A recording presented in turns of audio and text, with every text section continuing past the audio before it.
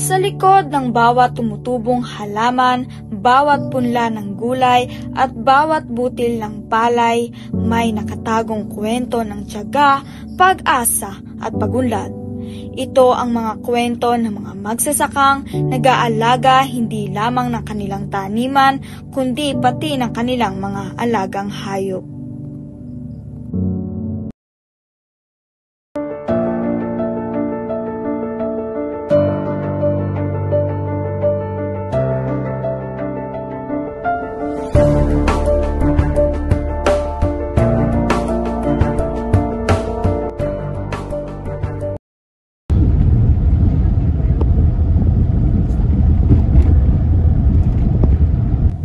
Magtutungo ang aming grupo sa 3 barangay na kung saan matatagpuan ang 3 individual na magbabahagi ng kanilang kwento.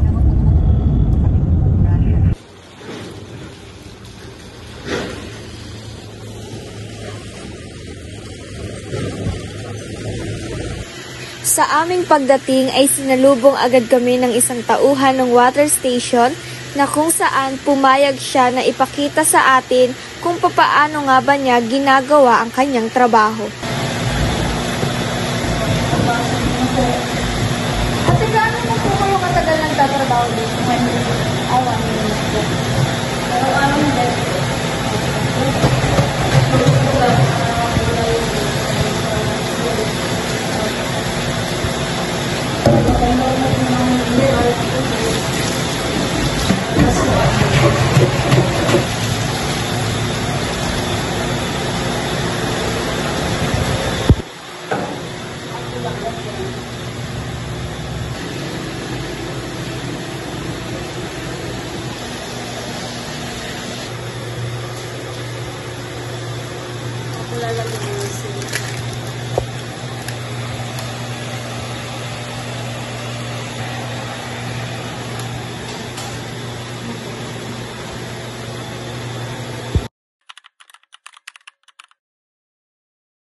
Magandang araw sa inyong lahat. Ngayon ay kasama natin si Kuya Jom para i-tour tayo sa kanilang yaluan. So, Kuya, anong taon nagsimula itong yaluan? 2023. Pero before, bago siya naging ganito, manual yung process ng paggawa ng ice. Dapat mataas yung content ng tubig para, tas merong stainless steel na lalagyan mo ng tubig para yun yung yellow yung nasa stainless steel. Tas yung tubig sa ibaba na malamig, siya yung nagpa-process para maging yellow. Ito kasi ngayon, automatic na siya. I-on mo lang siya, magbabagsak na siya ng yellow.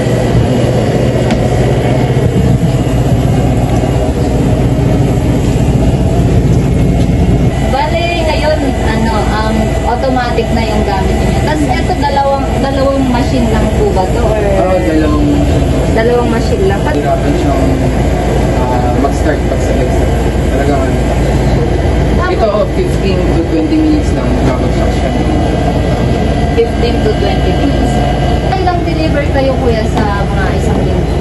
Pag kasi seasonal siya eh. So pag summer, mostly mga 3 hanggang 5. Pero pagka ganitong tag-ulan, walang target, walang kahit ano. Kasi minsan yun, naghahandaan. Unlike pagka summer na talagang kailangan ng yellow ng mga tindahan. Ibig sabihin may mga nagiging pagsulok din kayo. Sa yellow, siguro pwede mo sabihin na 1 to 2 lang, 3 hanggang ganyan ang pagka maulan na ang nagpapadeliver. Pero pagka kasi summer, yun nga, peak season siya, so mas kailangan ng ice. So mas kailangan siya araw-araw umaandar. Hindi dito kasi ngayon, once or twice a week na lang namin siya paandarin para lang mag-stock kami ng yellow. So kung may order, pwede namin nakita. Kasi medyo maulan din. So lagi po kayo may stock. If possible man po na mawalan po ng kuryente. Meron kasing nakastock na yellow sa freezer na ready na para i-deliver. So hindi na siya kailangang paandarin every day. Hindi naman po nagkukulang. Hindi naman. So bakit kailangan nyo pa po yung mag-stock ng ice kung lagi naman nag-aano yan?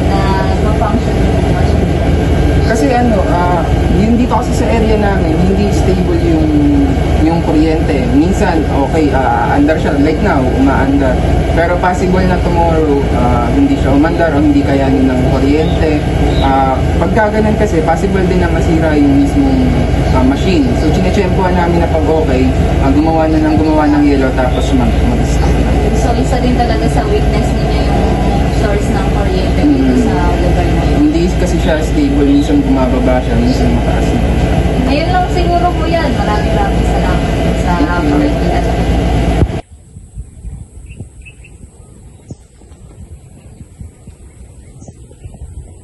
Magandang araw sa ating lahat. Nandito po tayo ngayon sa Barangay Balaong, San Miguel, Lalawigan ng Bulacan. Nandito po tayo para tunghayan ang istorya ng isang tao na makakasama natin ngayon. Siya ay si Mario Pascual.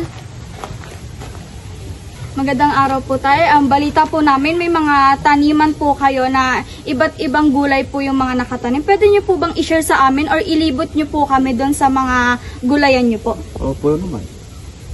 Ay, habang po papunta tayo sa taniman po na alam ko po maluwang po. Ano po ba yung mga tanim nyo po?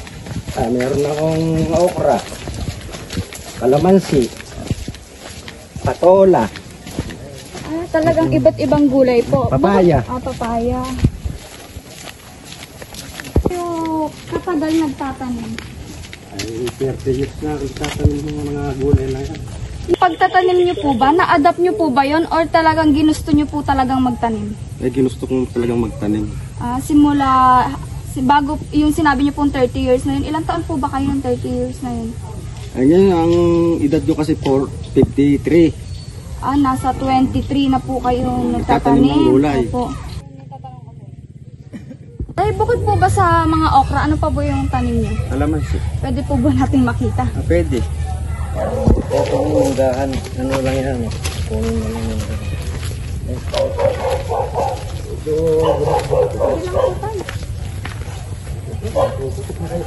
Okay lang po po, nakaready naman po kami. Aware naman po kami na maputik po dito.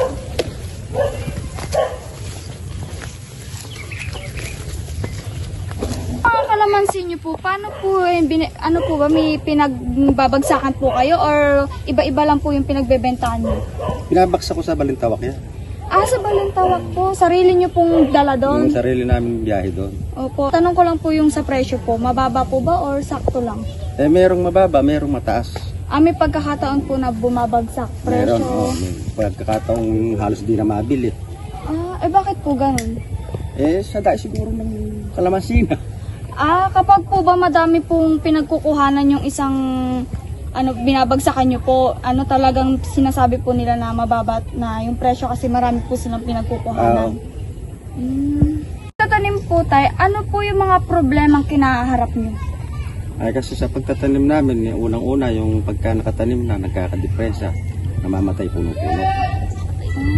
Pag ganun po ba, ano po ba yung mga solusyon na ginagawa nyo?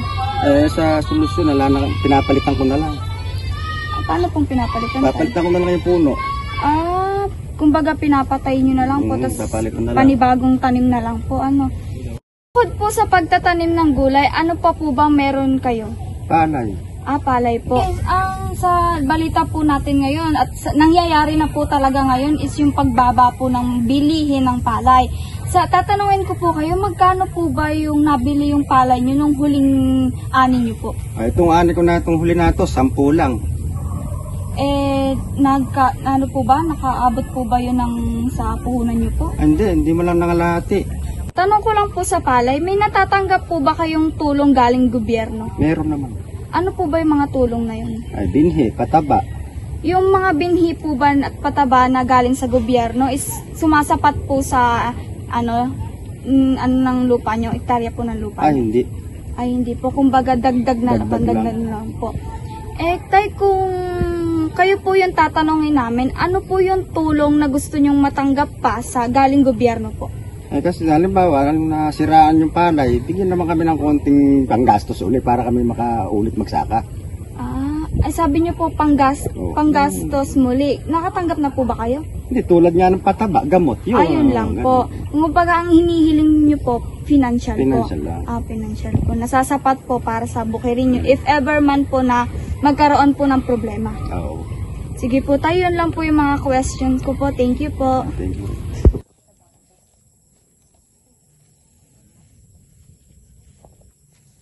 Ngayon, nandito naman tayo sa Kalumpang, San Miguel, Bulacan at may makakasama na ulit tayong tao which is si Kuya Jesse. Ayan. Magandang umaga mga kapatid dito sa Barangay Kalumpang. Hello po, anong oras po kayong bumabangon po sa umaga para po magsuga po ng mga baka po? Bandang alas 7 ng umaga, iikutin na natin yung mga alaga nating hayop na yan. Kasi titingnan natin yan kung nakapalukot ba yan o baka may patay na dyan. Yun ang una natin gagawin. Siyempre pagka mga 8 na, ililipat na natin ng pwesto yung mga baka na yan. Doon sa medyo mas magandang mga damo para makain sila ng hayop. Medyo madami kami natanaw, Kuya, na mga baka dito sa paligid. Ang tanong ko lang is, sa inyo ba lahat yun? Dito? Sa atin lahat yan, mga siguro 8 piraso yan. 8 piraso. Mula noon po, 8 piraso na po yung baka nyo talaga. Wala Oo, po bang kasi nabawas po or na... Minsan namamatayan, hindi na maiwasan, nakakagat ng ahas, ganyan. Kailan lang. Ano pong mga pagsubok ang pinagdaanan nyo pagdating dito sa mga alaga ninyong baka? Ang karaniwan naging problema naman dito sa summer, kinakapos yan sa pagkain. Panahon ng mga nasusunog yung parang, hindi naman yan maiwasan. Hanap mo siya ng mga lokasyon na kung saan medyo masusukan pa. Ganun lang nagiging solusyon. Tapos mostly kailangan painumin ng mas maraming tubig. Ano po yung kadalasan niyo pong napapansin sa baka niyo po? Kunyari po, ano po yung mga na-experience niyo po na naging sakit po nila or kung naging matamlay po ba sila? Ganun po napansin niyo po ba? Dito sa amin, nagiging sakit lang naman ng baka, pangkaraniwan, sipon, lalo na kung ang panahon mainit yung panahon yung sa Mayo ba? Opo. Tapos biglang uulan. Okay. Doon namin sinecheck na mabuti yan kasi minsan bumabagsak sila. Yun ang nagiging kaso niyan. Para sa... Tsaka mas malakas kumita yung mag-alaga tayo ng hayop kaysa rin sa bukid. Opo. Kasi una-una kalaban mo sa Yung panahon din. malakas na ulan. Aani ka na, ulanin pa. Tagtuyot din. Ito naman kasi, mga baka, pagkatagulan, itaas mo lang sa medyo mataas na lugar, okay na. Tuloy-tuloy lang, hindi siya yun. Hindi katulad mo sa bukid. Ayun po Kuya Jesse, maraming salamat po sa na-experience po namin ngayong araw. Sobrang memorable talaga dito, Kuya, kahit medyo first time ko talaga. Medyo may kalayuan. Salamat din po sa oras na inilaan nyo para sa amin. Yun lang po. Thank you po. Kung may pagkakataon, balikan nyo para Okay. Sa bawat binhing itinanim, sa bawat hayop na inaalagaan, at sa bawat negosyong itinayo, naroon ang diwa ng pagkakaisa at pag-asa. Ang kanilang mga kwento ay paalala na ang tunay na pagbabago ay nagsisimula sa ating mga kamay. Ito ang Seed of Change, mga kwentong sumibol mula sa sipag, tiyaga at pag-ibig sa komunidad.